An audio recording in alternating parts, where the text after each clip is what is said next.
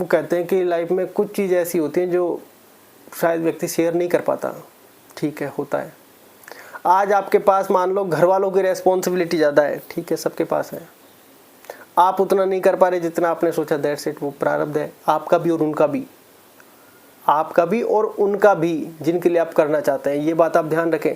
बहुत सारे व्यक्ति फैमिली के लिए बहुत कुछ करना चाहते हैं लेकिन उनका डिटैचमेंट पहले से सेट है। ऐसा क्या है, लाइफ में बहुत सारी ऐसी स्टोरीज होती है कि यार ये व्यक्ति माता पिता यहाँ है, यार तुम विदेश में सेटलमेंट हो, ऐसा पैसा किस काम का यार, अलाना फलाना ठिकाना, यार तुमको यहाँ वापिस आ जाना चाहिए। अरे उनके विदेशियों के ही सेटलमेंट है।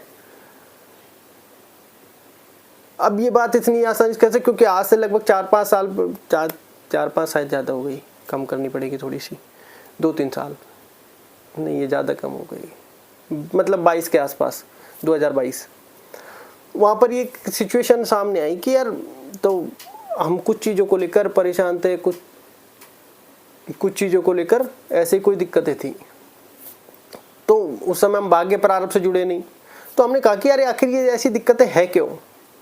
चलो किसी ज्ञानी आदमी से पूछा जाए, क्योंकि कुछ हमारे पास था ही नहीं दिखाने को। तो हमने उनसे वैसे ही, तो उन्होंने कुछ प्रवचन के आधार पर कुछ चीज़ें हमें समझाई ईश्वर के प्रति, ठीक है।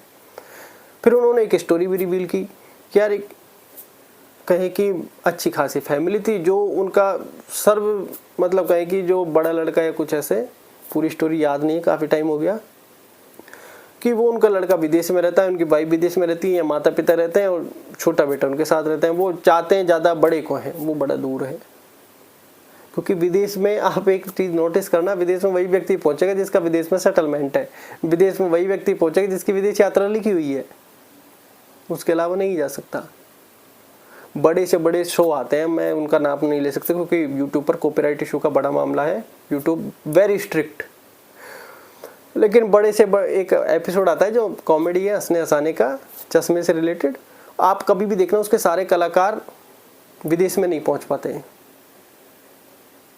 जो चश्मे से रिलेटेड आता है बच्चों का हंसने का, उसके सारे कलाकार कभी भी नोटिस कर लेना विदेश में एक साथ नहीं पहुंच पाते, कोई ना कोई गायब रहेगा। अब एक आप यहाँ पर फीलिंग करती है यार किसी का कुछ काम हो सकता है, अरे तो रुकावट तो अपने आप ही लगेगी।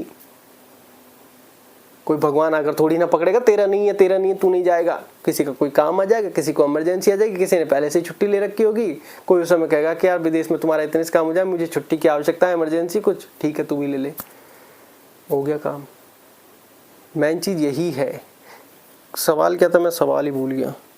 सोच सब कुछ करके देख ले, लगता है मेरे हिस्से में सिर्फ दुख के प्रारब्ध है, सब तहस नहस हो गया, इससे अच्छा जीवन ही खत्म हो जाता। देखिए मेन चीज़ है प्रारब्ध को स्वीकार करना। लाइफ में परिस्थिति हर समय आती रहेंगी, हर जीवन में आती रहेंगी, मेन चीज़ है उसको फेस करना, स्वीकार करना। आज हो सकता है आपकी फैमिली ही पैसे नहीं आ रही हो, धक्के मार रही हो, ठीक है ये होगा, सबके साथ होता है। मेन चीज़ है कि तुम अपने माइंड को क्या कमांड दे रहे हो, तुम यूनिवर्स में क्या पहुंचा रहे हो कि मेरे साथ ही ऐसा क्यों नहीं। मेन चीज है स्वीकार करो। भाई जैसे हम राम जी का उदाहरण अक्सर देते हैं, दशरथ जी उस समय बीमार हो गए, बिल्कुल जर्जर अवस्था में हो गए, बिल्कुल मरने के वहां पहुंच गए, लेकिन राम जी नहीं रुके। प्राण जाए पर वचन न जाए।